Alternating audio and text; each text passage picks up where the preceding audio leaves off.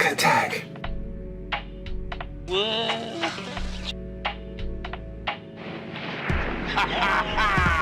Black Attack is an investigative and enlightening television show dedicated to uncovering and analyzing the systemic propaganda against Black African Americans throughout entertainment history. From movies and television to music and news, the show delves into how these mediums have been used to perpetuate stereotypes, distort realities, and demoralize an entire community. Guided by Professor Ralph Edwards, a seasoned historian and elder who lived through the Jim Crow era, Black Attack provides a dual lens of academic rigor and lived experience. Each episode will spotlight specific clips, images, or narratives, examining their cultural context, the intentions behind them, and their impact on society. The show aims not only to expose these harmful portrayals, but also to educate viewers on the resilience and contributions of Black African Americans in the face of such adversity. For over a century, entertainment has shaped how we see the world and how the world sees us. But behind the laughter, the music, the headlines, there's a darker story. A story of propaganda, a story of control. But we've always been more than their lies. We've been innovators, leaders, creators. It's time to set the record straight. Since the inception of film and television, these mediums and their various platforms have been functioning as a disservice to Black people. Black Attack. Black Attack. Black Attack. Black Attack. Black Attack. Black Attack. Black Attack.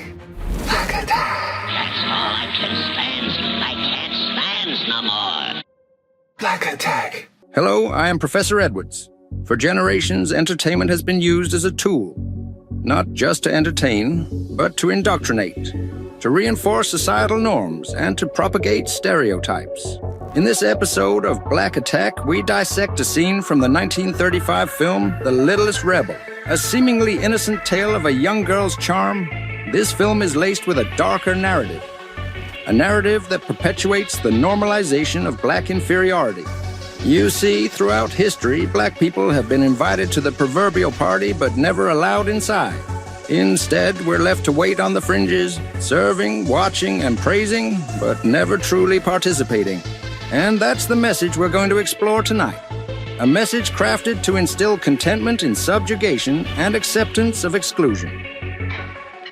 How would you like to see Uncle Billy dance? All right, James Henry, let's get going, son.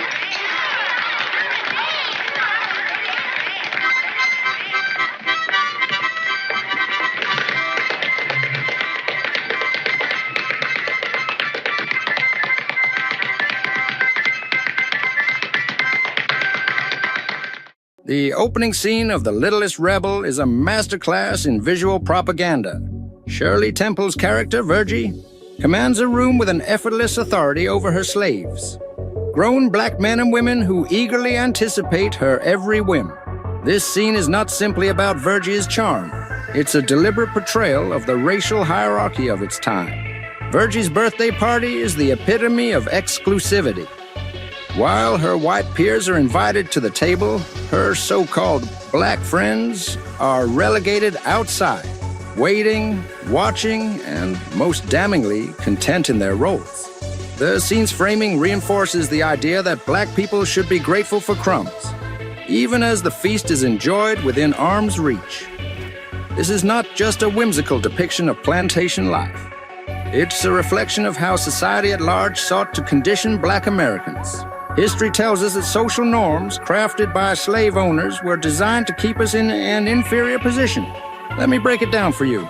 Let's think about the top 5 ways slave owners reinforced inferiority through social norms.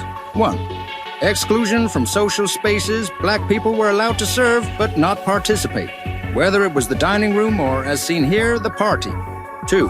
Gratitude for minimal recognition. Didn't nobody tell me to do it either. I thought of it all by myself.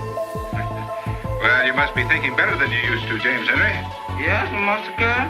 I even think more often now. Moments of acknowledgement, no matter how condescending, were framed as gifts to be cherished. 3. Portrayal of childlike dependence. Black adults were infantilized, depicted as needing the guidance and approval of their white counterparts. James Henry, Yes, Miss Hood. didn't I tell you to bring the That's right, it was you. I thought it was Uncle Billy. What was that I thunk up all by myself? 4. Rewarding submission. Obedience and servitude were celebrated, while resistance was met with severe punishment. It's a wonder this lazy jackass didn't eat him up on the way. Gone back to that stable. 5. Propaganda of contentment. Black characters were often portrayed as happy in their roles, sending a message that servitude was their natural state. Hello, Sally Ann. Hello, Dana. Hello. Good morning now, Sally Ann. Miss Virgie, please, ma'am. We all done come here to wish him many happy Returns. That's it, many happy returns of the day. And we all done made you $1. Here it is. Miss Virgie, there was more I had to say, but Ellie, I forgot it. You said everything, Sally Ann. Don't you worry. This is the very nicest present I got. Thank you ever so much. Yes, indeed, children. It was very thoughtful and sweet. Come now, dear. I'll see you later, and I'll save you some cake. We'll be waiting. Well, Sally Ann, I wouldn't hold my breath if I were you.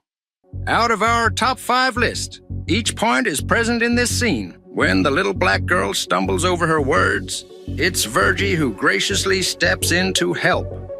This moment isn't about kindness.